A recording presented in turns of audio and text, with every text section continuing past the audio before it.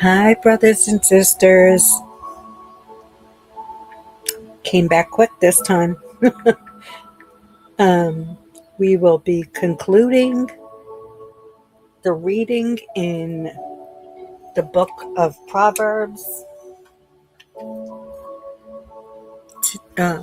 Today we will be reading Proverbs 31, and I am reading it from KJV. And let us begin. The words of King Lemuel, the prophecy that his mother taught him. What, my son? And what? The son of my womb? And what? The son of my vows? Give not thy strength unto women, nor thy ways to that which destroyeth kings. It is not for kings, O Lemuel, it is not for kings to drink wine, nor for princes strong drink, lest they drink and forget the law, and pervert the judgment of any of the afflicted. Give strong drink unto him that is ready to perish, and wine unto those that be of heavy hearts. Let him drink and forget his poverty, and remember his misery no more. Open thy mouth for the dumb in the cause of all such as are appointed the destruction.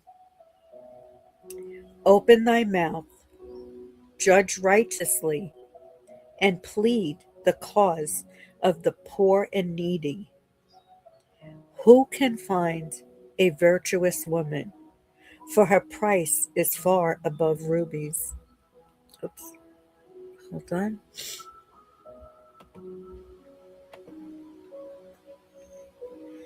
The heart of her husband doth safely trust in her, so that he shall have no need of spoil. She will do him good and not evil all the days of her life.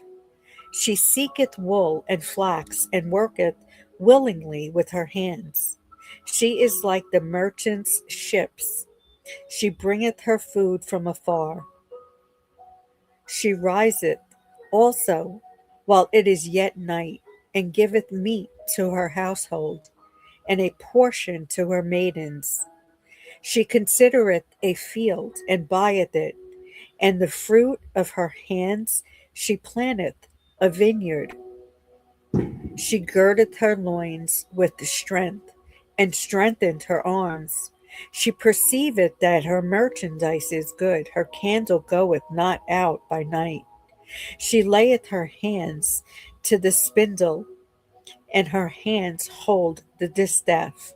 She stretcheth out her hand to the poor, yea, she reacheth forth her hands to the needy. She is not afraid of the snow for her household, for all her household are clothed in scarlet. She maketh herself covering of tapestry. Her clothing is silk and purple. Her husband is known in the gates, when he sitteth among the elders of the land. She maketh fine linen and selleth it, and delivered girdles unto the merchant. Strength and honor are her clothing, and she shall rejoice in time to come. She opened her mouth with wisdom, and her tongue is the law of kindness. She looketh well to the ways of her household, and eateth not the bread of idleness. Her children arise up and call her blessed, her husband also, and he praiseth her. Many daughters have done virtuously, but thou excelleth them all. Favor is deceitful and beauty is vain, but a woman that feareth the Lord, she shall be praised. Give her the fruit of her hands, and let her own works praise her in the gates.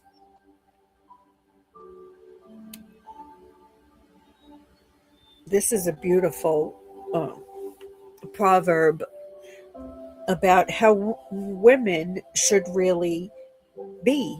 We, as women, we should strive to be a Proverbs 31 woman. Um, Let us see what it says in the overview. Proverbs 31 is composed of two parts: a mother's wise advice to King Lemuel on leadership and avoiding vices, followed by the famous acrostic poem describing an ideal woman of noble character, which is Proverbs 31:10 to 31. Rather than an impossible checklist for women, it personifies biblical wisdom in action. Part 1: Counsel to King Lemuel, verses 1 to 9. The chapter opens with the advice of King Lemuel's mother. She warns the young king against the dangers of excessive alcohol and sexual distractions, which can cloud judgment and lead to the oppression of the vulnerable. She commands him to use his royal authority to advocate for the poor and those who cannot speak for themselves. Part 2: The woman of noble character, which is verses 10 to 31. The famous second half of the chapter is a Hebrew acrostic poem, meaning each of its 22 verses begins with a consecutive letter of the Hebrew alphabet signifying completeness. Wisdom embodied. Scholars and commentators emphasize that Proverbs 31 woman is the real world embodiment of woman wisdom, a major figure introduced in the opening chapter of Proverbs. She serves as an example of wise, God honoring living for both men and women. Dignity and work. She is incredibly industrious, managing a household, investing in real estate, sewing, trading, providing for her family. Commentators like Martin Luther noted that this chapter highlights the deep dignity of all ordinary work and vocations. Strength and charity. She is characterized by strength, dignity, and a generous heart, actively providing for the poor and the needy. The foundation of wisdom. The climax and secret to her character is revealed in verse 30. Charm is deceptive and beauty is fleeting, but a woman who fears the Lord is to be praised. Her virtue comes not from flawless domestic perfection, but from her reverence and devotion to God. What is the overall message of Proverbs 31? The overall message is a celebration of wisdom, virtue, and diligent living. It serves as a practical guide on how to apply God fearing principles to daily life, emphasizing that true beauty and success stem from character, hard work, and a reverent heart. Let me see if this is repetitive. Yes, it is. How to apply Proverbs 31 to your life. Applying Proverbs 31 to your life means focusing on inner character, wise stewardship, and purposeful living rather than trying to achieve an impossible, flawless standard. It is about adapting timeless principles of diligence, kindness, and faith to your modern circumstances. Apply these core principles to the woman of noble character to your daily life. Embrace diligence and planning. She works willingly and manages her resources efficiently. Apply this by setting clear goals, prioritizing your tasks, and taking pride in your work without letting it consume you. Prioritize wise speech. She speaks with wisdom and faithful instruction on her tongue. Practice this By using your words to encourage, uplift, and guide those around you, and taking a moment to pause before reacting in frustration. Cultivate generosity. She actively opens her arms to the poor and reaches out to the needy. Incorporate this by finding regular ways to volunteer, support local charities, or simply show kindness to your neighbors.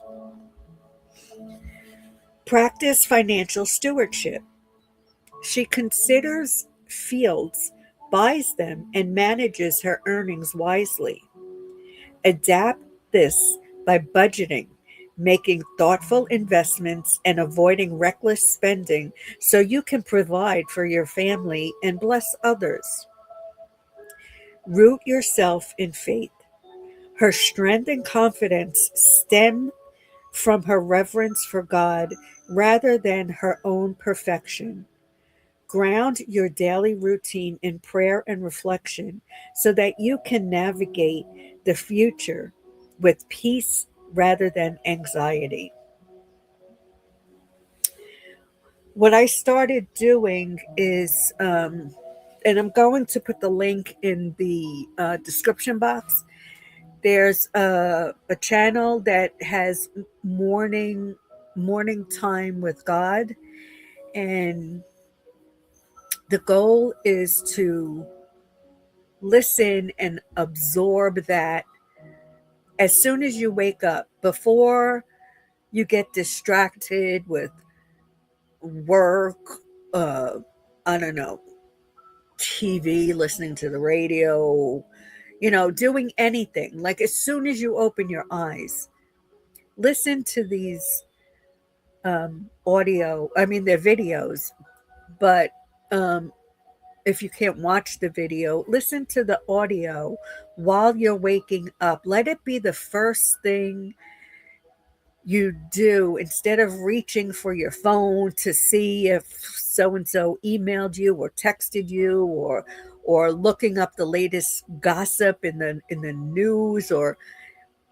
I don't remember the name of the channel, but I will post it um, in the description box. And we need to set aside time to spend with God. I mean, it should be the first thing we do rather than, oh, let me see if I could squeeze it in after I do A, B, C, D. No, it should be your priority. It should be the first thing you do. And uh, I'm guilty of not doing it first thing because I'm always running late, and you know I log into my computer, I open up my email, I don't read it, I open it, and then I turn on the video. So while I am venturing through my computer, I am listening to this, but this is the first thing I try to listen to every morning. And if you can't listen to it first thing, at least listen to it at some point during the day, maybe while you're driving to work. Um, Maybe plug it in while you're going for your morning walk. Spend time with God because He is the one and only reason we are here. And give all glory and honor to Him. So, I'm sorry it took longer than it should have. It should have been the 31 Proverbs in 31 days. And I neglected to do it. Um, but I wanted to make sure I completed all 31 Proverbs. Um,